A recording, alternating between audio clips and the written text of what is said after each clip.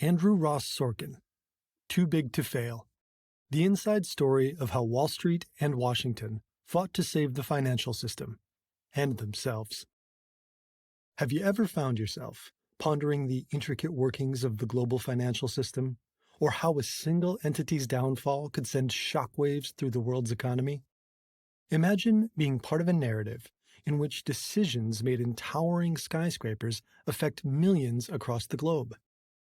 This is not just a story of numbers and markets. It's a tale of human ambition, risk, and the fragile balance of the financial world. As you delve into this narrative, place yourself in the shoes of the CEOs and financial leaders who stood at the crossroads of critical decisions. How would you have navigated these tumultuous waters? In this blink, you're about to explore the seismic events surrounding the collapse of Lehman Brothers, a cornerstone of Wall Street. You'll understand the broader implications of a financial giant's fall and the ensuing ripple effects on the global financial system. This isn't merely a recounting of historical events. It's a lesson in strategic decision-making, risk assessment, and understanding the interconnectedness of global finance. This knowledge will not only deepen your understanding of financial markets, but also your ability to make informed decisions in complex, pressure-filled environments. The beginning of the end. In the heart of the financial world, a storm was brewing, one that would soon shake the foundations of global finance. At the center of this tempest was Lehman Brothers, an institution whose history was as storied as Wall Street itself. This tale begins on a chilly morning in Greenwich, Connecticut, where Lehman's CEO, Richard S. Fuld Jr., stepped into his black Mercedes, unaware that he was about to witness the unraveling of a financial empire that had stood for over a century. Fuld, a man whose life had been intertwined with the highs and lows of Wall Street, was returning from a trip to India, cut short by alarming news. Bear Stearns, a colossus in the realm of investment banking, was teetering on the edge of ruin. This news was not merely a tremor but a seismic shift, a stark revelation that the bedrock of the financial world was far more unstable than anyone had fathomed.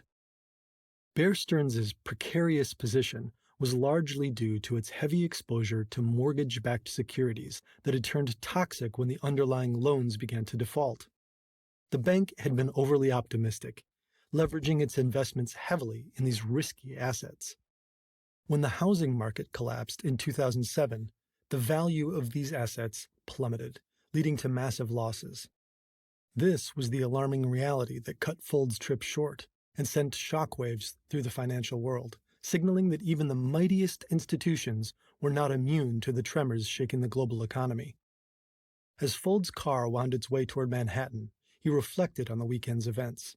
The shock sale of Bear Stearns for a mere $2 a share to J.P. Morgan Chase, and the Federal Reserve's unprecedented move to open its discount window to investment banks.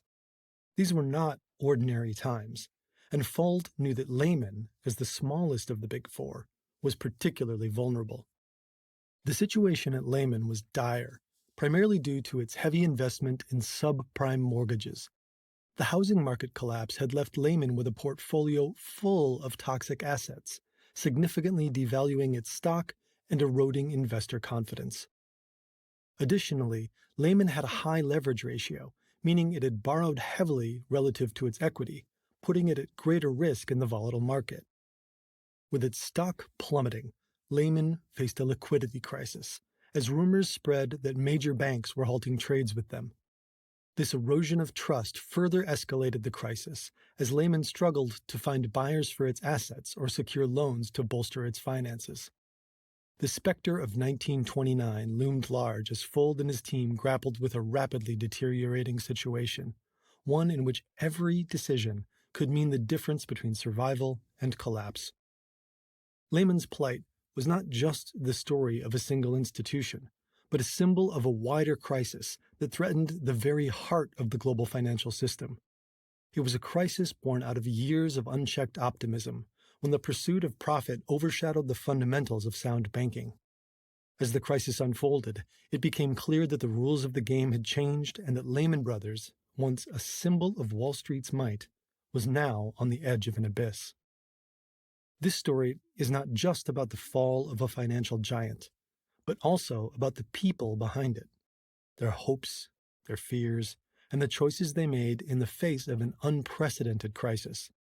It's a tale that serves as a stark reminder of the fragility of our financial systems and the human cost of economic hubris. And as Lehman teetered on the brink, it became a symbol of an era of excess that was coming to a dramatic and tumultuous end. Geithner's Crisis Navigation. As the wheels of the financial world continued to spin in the wake of the Bear Stearns crisis, a new chapter unfolded, marked by the frenetic pace and high-stakes decisions of those at the helm of America's financial institutions. This chapter of the saga centers on Timothy F. Geithner, the young, unflappable president of the New York Federal Reserve. In the spring of 2008, Geithner found himself at the epicenter of a financial upheaval. The collapse of Bear Stearns had sent shockwaves through the markets, prompting urgent action from the Federal Reserve and Treasury. As Geithner prepared to face the Senate Banking Committee, he was tasked with justifying the Federal Reserve's extraordinary measures to prevent Bear Stearns' collapse. This intervention involved facilitating a fire sale acquisition by J.P. Morgan Chase, backed by a $30 billion loan from the Federal Reserve, to avert a systemic financial crisis. Geithner's challenge was to convincingly argue that this controversial but critical step had been necessary to prevent broader economic fallout, as Bear Stearns' failure threatened to destabilize the interconnected global financial system. As Geithner prepared to face the Senate, he was acutely aware of the criticism and skepticism he would encounter. The intervention in Bear Stearns had raised eyebrows and sparked debates about moral hazard, the notion that rescuing financial institutions from the consequences of their risky behavior might encourage more of the same in the future. Yet for Geithner, the stakes were clear. The health of the entire financial system and, by extension, the economy, hung in the balance. The hearings were a major test for Geithner. He faced tough questions and skepticism, but held his ground, articulating his belief that the failure to act would have had catastrophic consequences for the economy. His testimony was not just a defense of past actions, but also a plea for understanding of the gravity of the situation. Meanwhile, behind the scenes, the crisis was deepening. Financial titans like Lehman Brothers were on shaky ground. The interconnectedness of the financial institutions meant that the failure of one could trigger a domino effect, leading to widespread insolvencies and severe damage to the financial system. Geithner, along with others like Richard Fuld, was in a race against time, trying to shore up confidence and stability in a system that seemed to be on the brink of collapse. The attempt to rescue Lehman. As the financial crisis escalated, Wall Street found itself at a critical juncture, marking a transition from troubling instability to outright emergency. Following the near collapse of Bear Stearns and the Federal Reserve's intervention, the banking world was in disarray, grappling with the reality of a failing financial system. The situation worsened as Lehman Brothers perched on the brink of disaster. In this climate of mounting tension, a pivotal weekend approached, one that would be crucial to determining the course of the global economy. Amid the chaos, Lloyd Blankfein, the CEO of Goldman Sachs, found himself in an unprecedented predicament. At a conference where he was to speak, a sudden call from the Federal Reserve beckoned him to an emergency meeting. The situation was dire. Lehman Brothers was near collapse, and the Federal Reserve had called an assembly of Wall Street's top brass to devise a solution. Blankfein's presence at this meeting was not just necessary, it was critical. As he navigated the complex dynamics of the gathering, his decisions and insights would carry immense weight. At the heart of these frantic hours was Hank Paulson, the U.S. Treasury Secretary. A former CEO of Goldman Sachs, Paulson was acutely aware of the gravity of the situation. He was orchestrating a meeting that would not only decide the fate of Lehman Brothers, but could also set a precedent for the future of the financial system. Paulson's strategy was clear: to push for a private market solution without government bailouts. His firm stance on this issue was a reflection of both his personal beliefs and the political realities of the time. The meeting at the New York Federal Reserve was more than just a gathering of financial leaders. It was a crucible in which the future of Wall Street was being forged. In the grand, fortress-like building of the New York Fed, decisions were made that would ripple across the global economy. It was here, in this epicenter of financial power, that the CEOs of the largest banks came together in an unprecedented effort to save Lehman Brothers, and by extension, the financial system. As the CEOs huddled in the historic boardroom, the air was thick with tension and the weight of responsibility. They were asked to assist in financing a deal to save Lehman, a proposition that was met with skepticism and reluctance. The idea of aiding a rival, and in the process possibly weakening their own institutions, was a bitter pill to swallow. Yet the alternative, the collapse of Lehman, posed an even greater threat to the financial system. Ultimately, even when it seemed they were on the way to reaching a solution, the collective effort fell short. Despite the bankers' attempts, external factors, notably regulatory obstacles from British authorities, derailed the rescue plan. This development sent shockwaves through the room as they confronted the harsh reality that Lehman Brothers, a stalwart of Wall Street, was doomed to bankruptcy. This weekend was a defining moment in the history of Wall Street. It was a time when the biggest names in finance came together not as competitors, but as would-be collaborators in a bid to save an institution whose failure had the potential for catastrophic consequences. The decisions made during these crucial hours would leave an indelible mark on the financial landscape, reshaping it in ways that were both profound and lasting. Lehman's catastrophic collapse. In the immediate wake of Lehman's collapse, the repercussions were swift and severe. The once indomitable Wall Street behemoth's downfall reverberated across the globe, sending markets into a tailspin. Lehman's bankruptcy, the largest in U.S. history, marked a pivotal moment in the financial crisis, underscoring the vulnerability of even the most established financial institutions. The specifics of Lehman's demise were stark. Over-leveraged with risky investments, particularly in the subprime mortgage market, the firm found itself trapped as the housing bubble burst. Lehman's balance sheets were laden with devalued assets, eroding investor confidence and leading to a catastrophic liquidity crisis.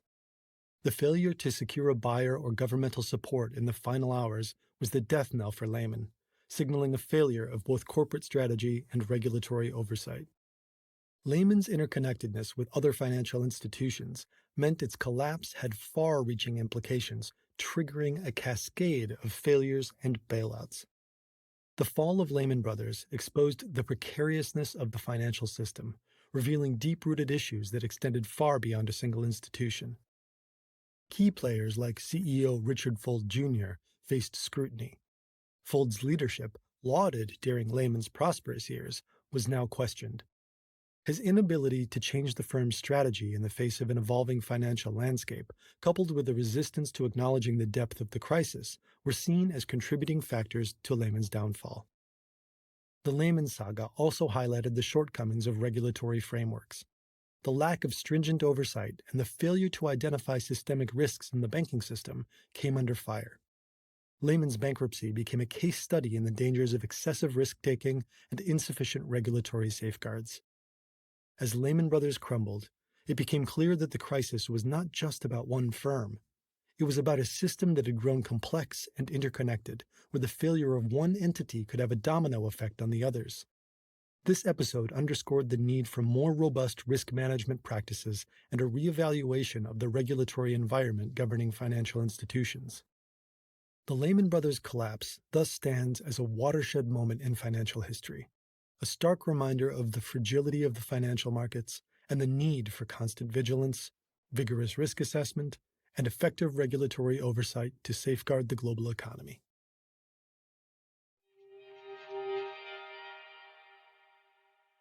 In this blink to Too Big to Fail by Andrew Ross Sorkin, you've learned that the fall of Lehman Brothers was more than the collapse of a financial institution. It was a defining moment in global finance, marking the beginning of a profound economic crisis. The story unfolds with Richard S. Fuld Jr. of Lehman Brothers grappling with the institution's vulnerability in a shaky financial landscape, exacerbated by the Bear Stearns crisis. As Lehman's situation worsened, Timothy F. Geithner and other financial leaders faced immense pressure to stabilize the system, revealing the interconnectedness and fragility of global finance. The intense negotiations and high stakes decisions during a pivotal weekend epitomized the complexity of leadership in crisis. Lehman's eventual downfall, despite efforts to avert it, highlights the catastrophic consequences of overleveraged risks and the lack of stringent regulatory oversight. This narrative underscores the importance of rigorous risk assessment, effective regulatory frameworks, and the need for robust financial leadership to safeguard the economy against such crises. Thanks so much for listening. Please leave us a rating or a comment. We always appreciate your feedback. See you in the next Blink.